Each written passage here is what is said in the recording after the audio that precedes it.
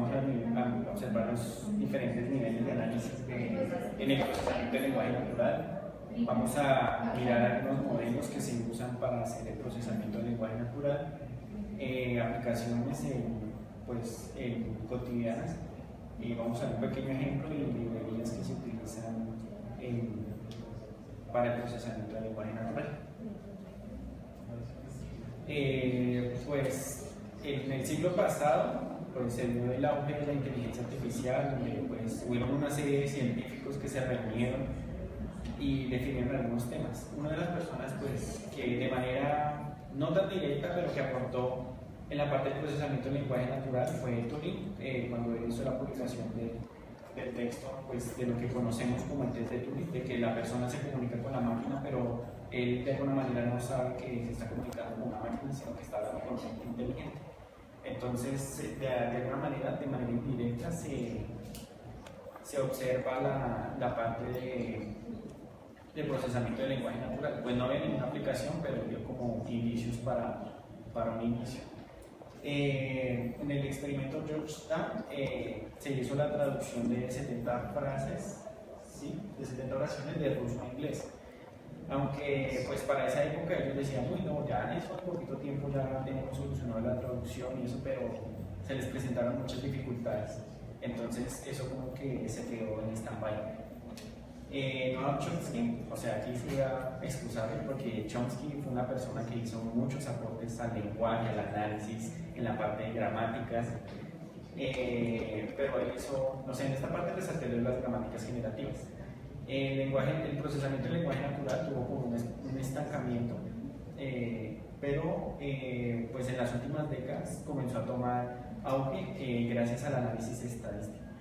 Entonces, le dieron un enfoque estadístico, entonces como que volvió a resurgir el análisis del procesamiento del lenguaje natural. Entonces, gracias a eso hoy en día ya se pueden manejar muchos problemas que implican el lenguaje natural.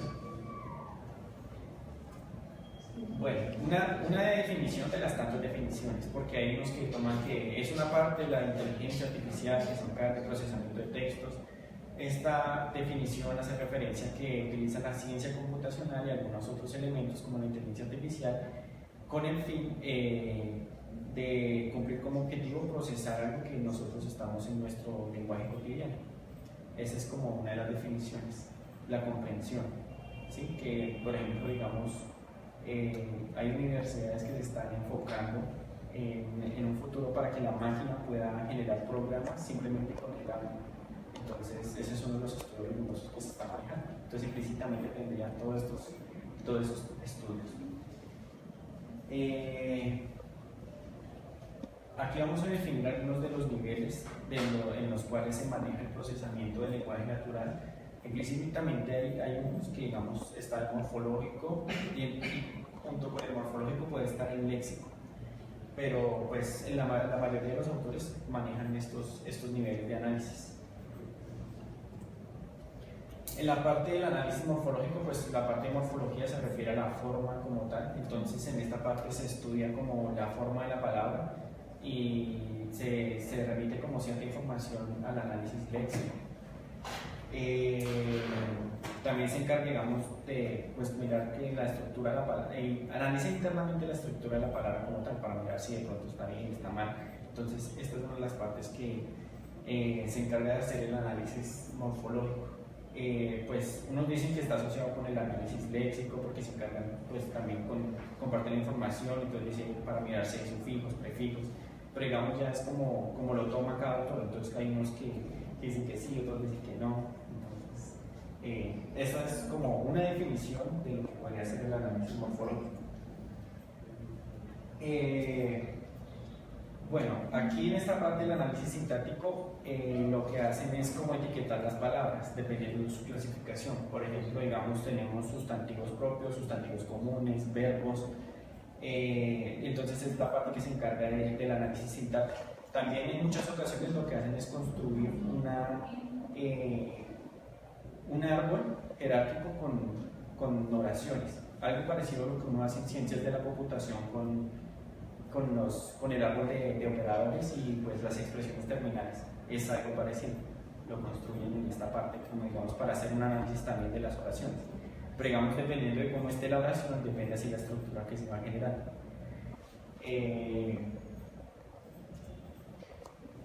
Y en esta parte el análisis semántico es una de las causas por las cuales el procesamiento del lenguaje natural ha tenido tantas dificultades, porque el analizar el significado de algo es algo muy complejo. O sea, para nosotros es como algo innato, que no tiene a veces mucha dificultad.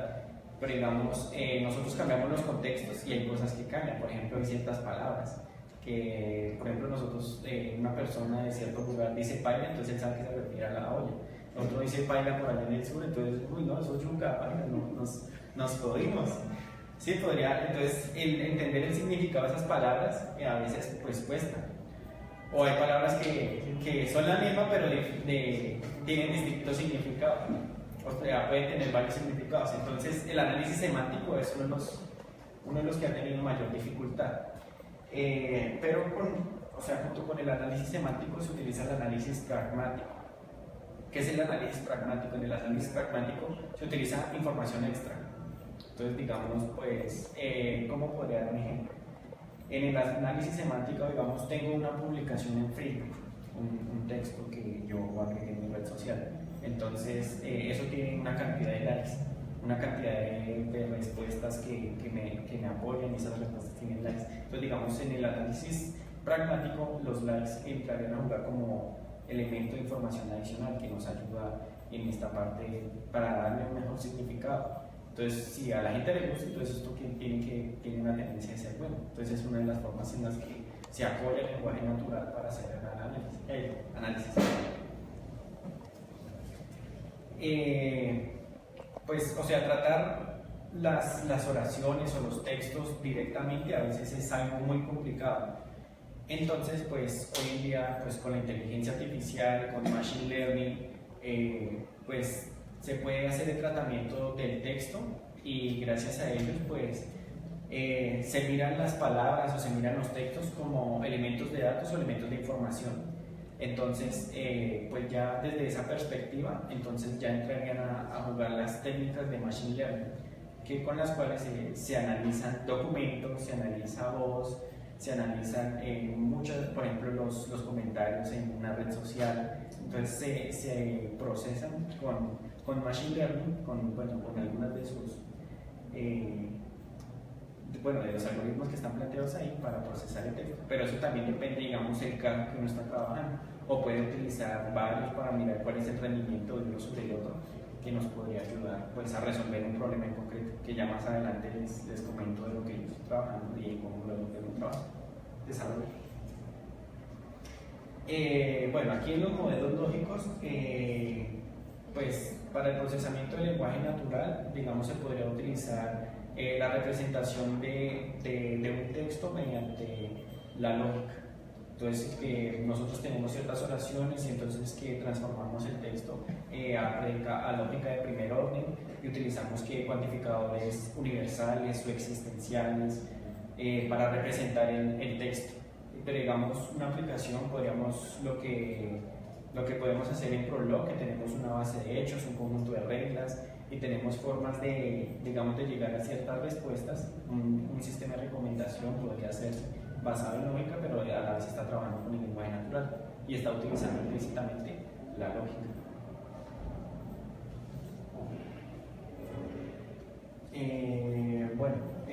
Vamos a hablar del modelo probabilístico que usa el teorema de Bayes.